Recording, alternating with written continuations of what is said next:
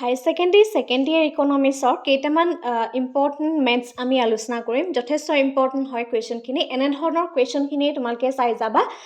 এতিয়া চোৱা, আজিৰ ভিডিঅ'টোত আমি দুটা কুৱেশ্যন লৈছোঁ আৰু এই কুৱেশ্যনটো GDP ইউনিট 2ৰ পৰা অনা হৈছে। ঠিক আছে, ফাৰ্ষ্ট কুৱেশ্যনটো দিয়া হৈছে, ধৰা হৈছে বজাৰ দামত এখন দেশৰ GDP হৈছে 1100 কোটি টকা আৰু বিদেশৰ পৰা পোৱা মুঠ বা সৰ্বমুঠ কাৰকৰ আয় হৈছে 150 কোটি টকা আৰু অৱক্ষয় যদি 80 কোটি টকা হয় তেন্তে হ'লে ৰাষ্ট্ৰীয় আয়ৰ মূল্য নিৰ্ণয় কৰিব লাগে। ডেট মিনছ আমি এই ভিডিঅ'টোত বা এই কুৱেশ্যনটোত আমি নিৰ্ণয় কৰিম ৰাষ্ট্ৰীয় আয়, যাক আমি নেশ্যনেল ইনকাম বুলি কওঁ। ঠিক আছে, এতিয়া চোৱা, এই ইয়াৰ যেতিয়া আমি সলিউশ্যন কৰিম, সলিউশ্যন কৰোঁতে আমাক কি সুধিছে? জাতীয় আয় আমাক নিৰ্ণয় সুধিবলৈ কৈছে, যে জাতীয় আয়, যাক আমি কি বুলি কওঁ? নেশ্যনেল ইনকাম বুলি কওঁ, NI।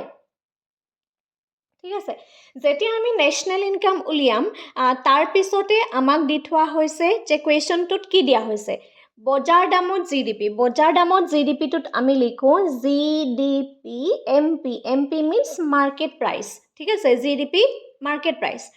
তাৰপিছতে কুৱেশ্যনটোত দিয়া হৈছে যে বিদেশৰ পৰা পোৱা কাৰকৰ আয়, সেইটোত আমি কি কৰিব লাগিব? প্লাছ কৰিব লাগিব। ঠিক আছে, আমি বিদেশৰ পৰা পোৱা কাৰকৰ আয়টো NFIA।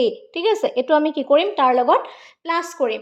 তাৰপিছতে যোনটো অৱক্ষয় আছে, অৱক্ষয়টো আমি ইয়াৰ পৰা কি কৰিম? মাইনাছ কৰিম। ঠিক আছে, এইটোৰ হৈছে ইয়াৰ ফৰ্মুলা।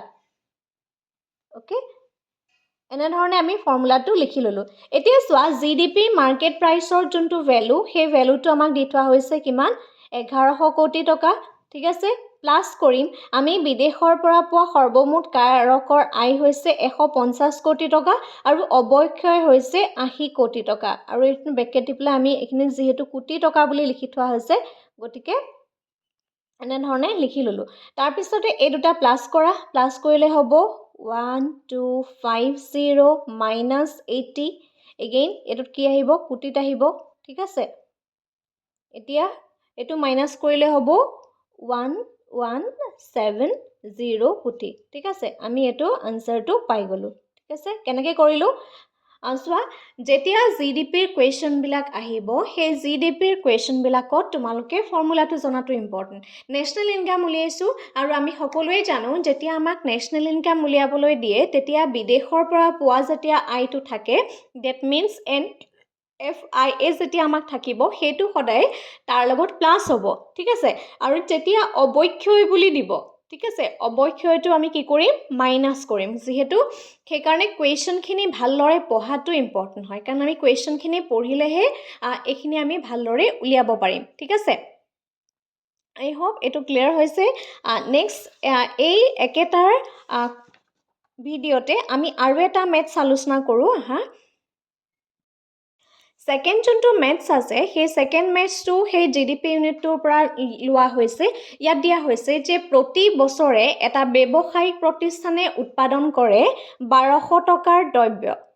প্ৰতিষ্ঠানখনে ব্যৱহাৰ কৰা মধ্যৱৰ্তী দ্ৰব্য হৈছে 750 টকা মূল্যৰ, আৰু যদিহে প্ৰতিষ্ঠানৰ দ্বাৰা সৰ্বমুঠ সংযোজিত মূল্য 400 টকা হয়, তেন্তে হ'লে মুঠ মূল্য সংযোজন বা মুঠ সংযোজিত মূল্য আৰু স্থায়ী মূলধনৰ অৱক্ষয়ৰ নিৰূপণ কৰিব কৈছে। এতিয়া চাম যে আমাক কুৱেশ্যনটোত কি হৈছে। প্ৰথমতে মুঠ মূল্য সংযোজন নিৰ্ণয় কৰিবলৈ কৈছে। আমি সলিউশ্যনটো প্ৰথমতে লিখি লওঁ যে আমাক উলিয়াব কৈছে প্ৰথমতে মূল্য সংযোজন, যিটো আমাৰ মুঠ মূল্য সংযোজন বুলি আমি কওঁ। ঠিক আছে, মুঠ মূল্য সংযোজন। অ'কে, মুঠ মূল্য সংযোজন উলিয়াবলৈ কৈছে। মুঠ মূল্য সংযোজন উলিয়াবলৈ কৈছে, কিন্তু আমাক উৎপাদন মূল্যটো দি থোৱা আছে। দ্যাট মিনছ প্ৰতিষ্ঠানখনে প্ৰত্যেক বছৰে উৎপাদন কৰে 1200 টকাৰ দ্ৰব্য। গতিকে এই যে 1200 টকাৰ দ্ৰব্য, সেইটো হৈছে উৎপাদন মূল্য।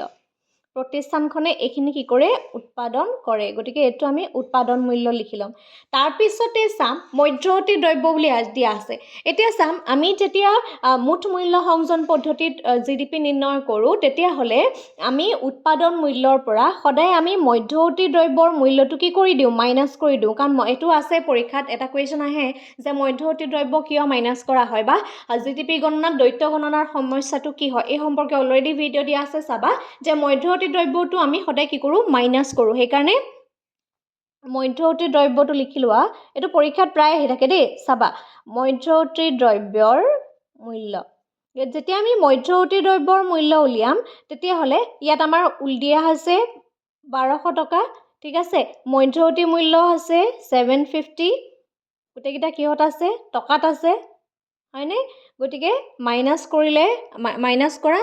কৰিলে হ'ব 450 450 টকা এইটো হৈছে মুঠ মূল্য সংযোজন আমি প্ৰথম পাৰ্টটো উলিয়ালো ঠিক আছে ওকে সকলোৱে দেখা পাইছা সেকেন্ড পাৰ্টত সুধিছে স্থায়ী মূলধনৰ ব্যৱহাৰৰ অৱক্ষয় এতিয়া স্থায়ী মূলধনৰ ব্যৱহাৰৰ অৱক্ষয় দ্যাট মিন্স আমাক কি সুধিছে অৱক্ষয়টো সুধিছে ওকে এতিয়া অৱক্ষয় উলিয়াবলৈ হ'লে আমি কি কৰিম আমাৰ যোনটো মুঠ মূল্য সংযোজন ঠিক আছে আমি কি কৰিম মুঠ মূল্য সংযোজন বা মুঠ সংযোজিত মূল্য ঠিক আছে মুঠ মূল্য সংযোজন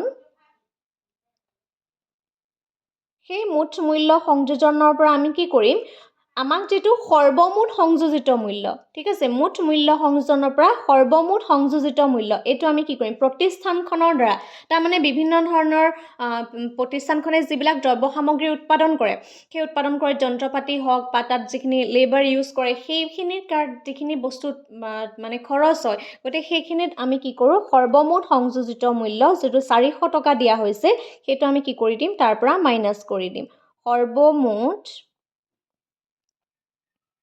সংযোজিত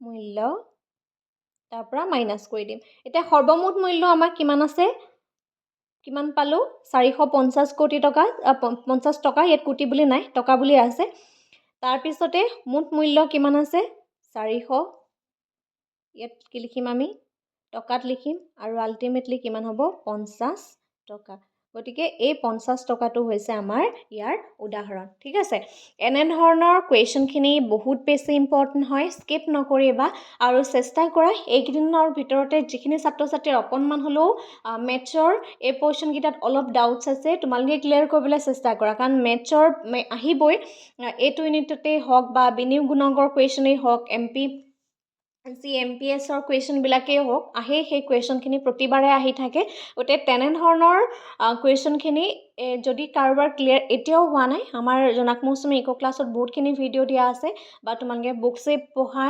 মুঠতে মেথছখিনি কৰি থৈ আহিবা কাৰণ এইখিনি তোমালোকে ফুল মাৰ্কছ পাবা ইয়াত তোমালোকৰ যিহেতু কম সময়তে আমি এটা ভাল মাৰ্কছ লাভ কৰিব পাৰোঁ গতিকে এনে ধৰণৰ কুৱেশ্যনখিনি কেতিয়াও সাধাৰণতে পৰীক্ষাত আমি স্কিপ কৰিব নালাগে ঠিক আছে এতিয়াও বহুতখিনি সময় আছে যিখিনি ছাত্ৰ-ছাত্ৰী এতিয়াও হোৱা নাই খুব বেছি তোমালোকৰ অকণমান সময় দিয়া 1 ঘণ্টা 2 ঘণ্টা সময় যদি তোমালোকে দিয়া এই মেথছৰ পাৰ্টটোত ডেইলি মই আশা কৰোঁ বহুত ভাল মাৰ্কছ তোমালোকে ইকনমিক্সত লাভ কৰিব পাৰিবা আৰু কনচেপ্টটো বুজি পাইছানে মোক এটা কমেণ্ট কৰি জনাবা আৰু মডেল কুৱেশ্যন পেপাৰো তোমালোকৰ কাৰণে প্ৰভাইড কৰিম অতি সোনকালে আজিলৈ ভিডিঅ'টো ইমানেই ধন্যবাদ